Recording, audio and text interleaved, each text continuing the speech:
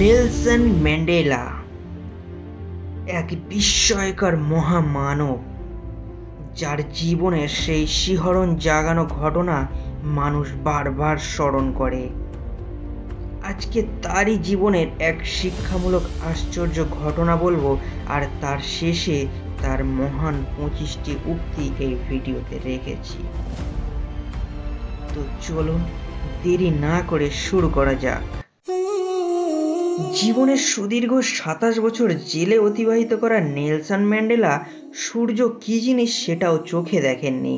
দেশের প্রেসিডেন্ট নির্বাচিত হওয়ার পর একদিন তার কয়েকজন সহকর্মীকে বললেন, চলুন আজ শহরটা একটু ঘুরে দেখা যাক। দীর্ঘ সময় বন্দি জীবন কাটানোর পর নিজের শহরটি দেখতে কেমন হয়েছে স্বচক্ষে না দেখলেই নয়। সহকর্মীদের সাথে নিয়ে নেলসন ম্যান্ডেলা শহরের সব অলিগলি হাঁটলেন। হাঁটতে হাঁটতে একসময় যখন খুব ক্ষুধা লাগলো, তখন তিনি বললেন, সামনের মোড়ে যদি কোনো রেস্তোরাঁ থাকে সেখানেই খেয়ে নেওয়া হোক। সাথে সাথে সহকর্মীরা তো অবাক। বুঝতে পেরে ম্যান্ডেলা বললেন, অবাক হওয়ার কিছুই নেই, ক্ষুধা লেগেছে, খেতে হবে। জেলখানার বিচিত্র খাবার খেয়েও যেহেতু মরিনি, তাই এত সহজে মরব না। সবাই মিলে যখন টেবিলে খেতে বসেছেন, তারা দেখতে পেলেন দূরে বেশ বয়স্ক একজন ভদ্রলোক বসে। ওয়েটারকে ডেকে ম্যান্ডেলা বললেন, একটা চেয়ার এনে আমার পাশে রাখো এবং ওনাকে বলো আমার টেবিলে বসে খেতে। ভদ্রলোক আসলেন, এসে ম্যান্ডেলার পাশে বসে চেয়ারটায় বসলেন। খেতে খেতে সবাই গল্প করছিলেন, কিন্তু পাশে বসা লোকটি কিছুই খেতে পারছেন না। ওনার হাত কাঁপছে, চামচ থেকে খাবার প্লেটে এবং বাইরে পড়ে যাচ্ছে। ম্যান্ডেলার সহকর্মীদের একজন বললেন, আপনি মনে হয় অসুস্থ।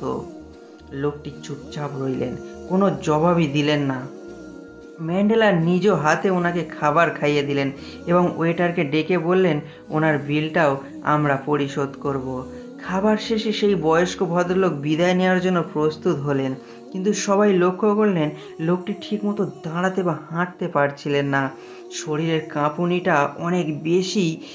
ম্যান্ডেলা নিজ হাতে ওনাকে উঠে দাঁড়াতে সাহায্য করলেন এবং সহকর্মীকে একজনকে দরজা পর্যন্ত এগিয়ে দিয়ে আসতে বললেন। সহকর্মীদের মধ্যে অন্যজন বললেন, এত অসুস্থ শরীর নিয়ে উনি বাড়ি পৌঁছতে পারবেন কিনা। সহকর্মীর কথা শুনে ম্যান্ডেলা জানালেন, উনি অসুস্থ নয়, আমি জেলে যে সেলে বন্দি ছিলাম উনি ছিলেন সেই সেলের রক্ষী। প্রচণ্ড মারধর করার পর আমার যখন খুব তৃষ্ণা পেত, পিপাসায় কাতর হয়ে যতবার জল জল বলে আর্তনাদ করতাম, ততবার উনি আমার সমস্ত শরীরে প্রসাব করে দিতেন। আজ আমি দেশের প্রেসিডেন্ট, সবচেয়ে ক্ষমতাশালী মানুষ হওয়ার পর আমি ওনাকে আমার টেবিলে একসাথে খাওয়ার আমন্ত্রণ জানিয়েছি। তাই সেসব দিনগুলোর কথা মনে করে উনি একটু বেশি ভয় পেয়েছেন। কিন্তু ক্ষমতাবান হয়েই ক্ষমতাহীন মানুষকে শাস্তি দেওয়া তো আমার আদর্শের বাইরে। তাই শাস্তির পরিবর্তে উনি ভালোবাসা পেয়েছেন। আমার মুখে শরীরে উনি প্রসাব করেছেন, ওনার মুখে আমি খাবার তুলে দিলাম। আমি আপনাদের যেমন প্রেসিডেন্ট তেমন ওনারও প্রেসিডেন্ট। প্রতিটা নাগরিককে সম্মান জানানো আমার নৈতিক দায়িত্ব।